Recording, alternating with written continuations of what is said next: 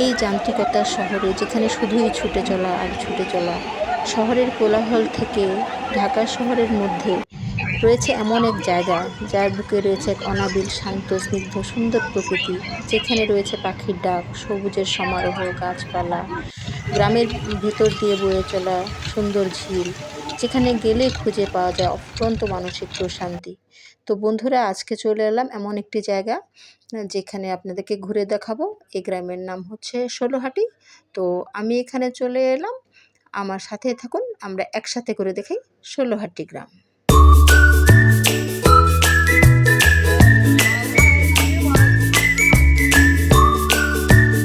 এই গ্রামের নাম কি মামা? কি নাম? এই জায়গার নাম কি? সেক্টর 18। এর ভিতরে তো একটা গ্রাম আছে, এটার নাম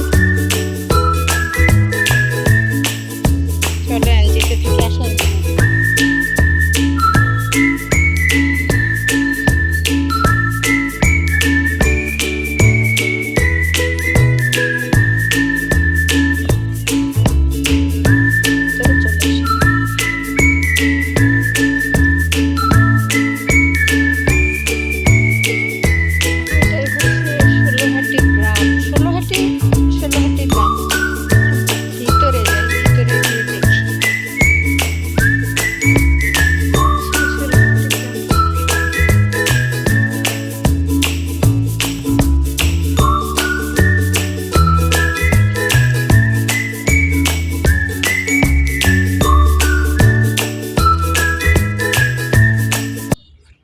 তো বন্ধুরা, চলে এলাম ষোলোহাটি গ্রামে।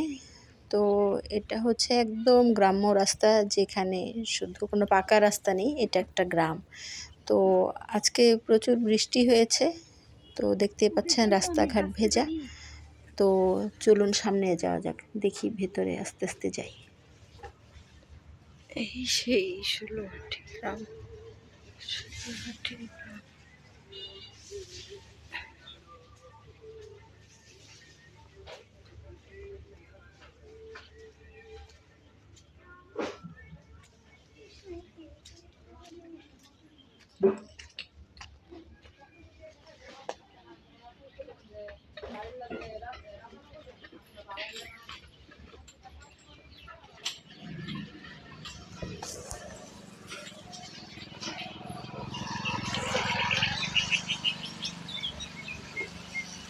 আপনাদের বাসা এখানে?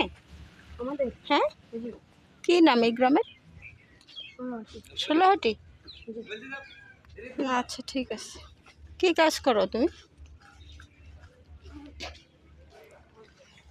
তো এইখানে বন্ধুরা একজন স্থানীয় খালাম্মাকে দেখতে পেলাম, ওনার সাথে কথা বলি। বুঝতে পারছি, এটা আপনার বাসা? এ বাসা আপনার? ও, এখানে কি অনেক বছর থেকে আপনি? আমরা এখানকার স্থানীয়। স্থানীয়। ও, ষোলোহাটি। এই গ্রামের নাম কি ধলর গ্রামও নাকি এই গ্রামের নাম? ষোলোহাটি গ্রামের নাম। ও, আপনার ছেলে মেয়ে সবাই এখানে থাকেন না? আমার ছেলে একজন ছেলে। আপনাদের গ্রামটা সুন্দর। এই পাশে কি নদী? না, নদী নয়, খামার। খামার। ও আচ্ছা, ঠিক আছে। হচ্ছে থানকুনি পাতা দান। আমি থানকুনি পাতাটা একটু দেখাই। এই যে এটা হচ্ছে থানকুনি পাতা। এই থানকুনি পাতার অনেক উপকারিতা আছে। তো এখানে এটা প্রাকৃতিকভাবে ফুটেছে থানকুনি পাতা। এ পাশে অনেকগুলো আরও ভেষজ ওষুধি মানে ছোট ছোট গাছপালা দেখা যাচ্ছে। এই সেই থানকুনি পাতা। বন্ধুরা, এই যে আমার বন্ধু এসে ও থানকুনি পাতা তুলেছে। থানকুনি এখানকার এখানে যারা আছে তারা গরিব না থাকে, যে এখানে আছে কিন্তু বসবাসের জন্য সুন্দর একটা জায়গা। চোখে যা জমি জমা দেখেন বিল্ডিং হয়েছে, এখান থেকে সব জমি জমা সব এই এলাকার মানুষ, এই গ্রামের। ও, ওদের কাছ থেকে নিয়ে গেছে কি একটা করে নিয়ে গেছে। যদি বিল নাও না নিলে হারা বইরা করে কাজ করে ফেলেছে।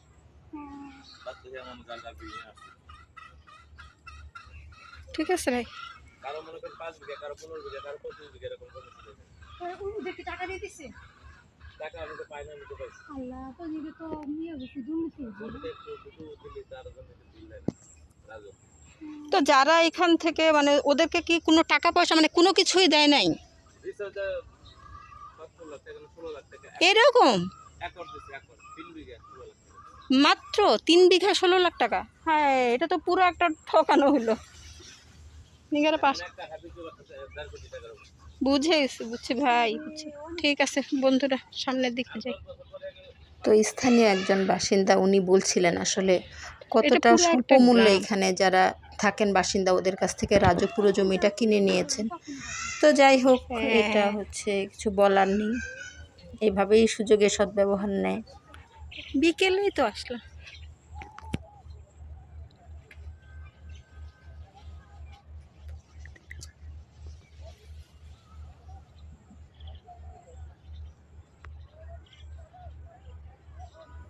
এই পাশটা দাঁড়ালে আসলে এটা যে শহরের ভিতরেই মানে ঢাকা শহরের খুব কাছেই, এটি দেখতে পাচ্ছেন, এটা হচ্ছে 18 নম্বর সেক্টর।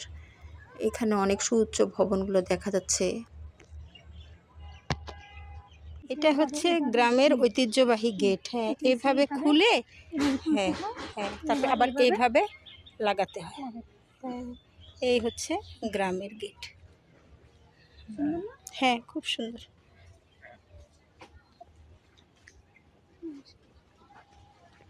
সত্যি অসাধারণ গ্রামের দৃশ্য।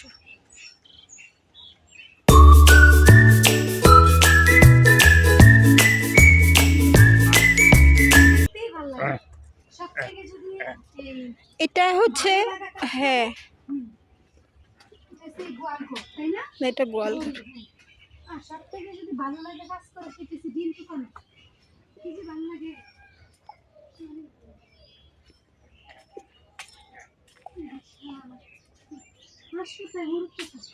আসেন, আপনাদের হাঁসেরই আছে, ফার্ম আছে, হাঁসের ফার্ম আছে। আসেন, রাস্তার ধারে সুন্দর সুন্দর ফুল ফুটেছে।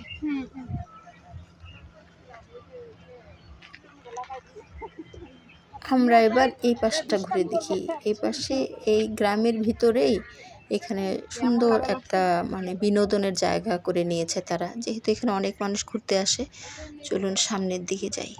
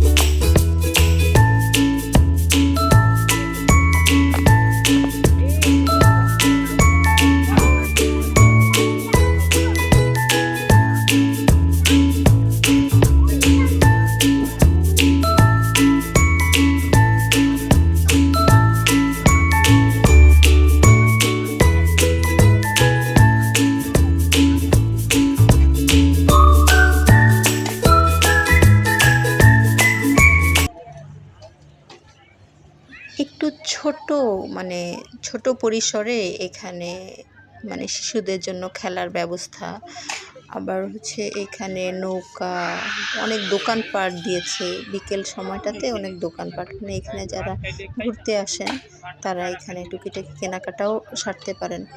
তো সামনের দিকে আমরা যে হচ্ছে ঝিলটা সেটা দেখতে পাচ্ছি। তো এখানে কিছু বোট দেখা যাচ্ছে। তো আসলে সামনে দেখি, হয়তো বা এখানে বোটিংয়েরও ব্যবস্থা থাকতে পারে। চলুন সামনের দিকে এগোই।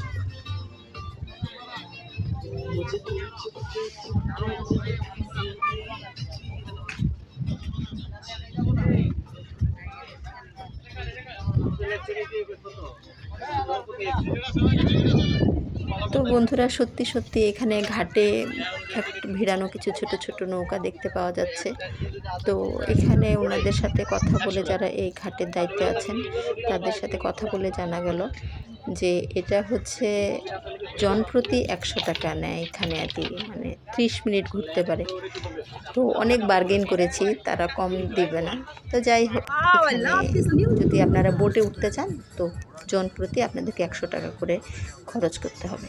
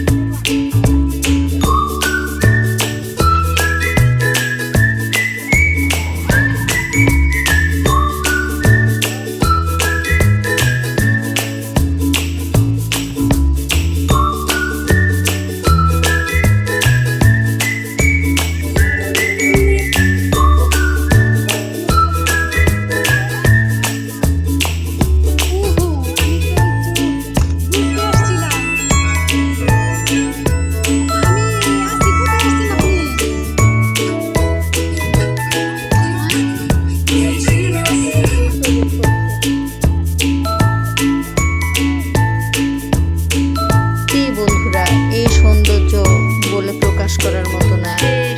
শহরের মধ্যে ছোট্ট একটি গ্রাম এবং এত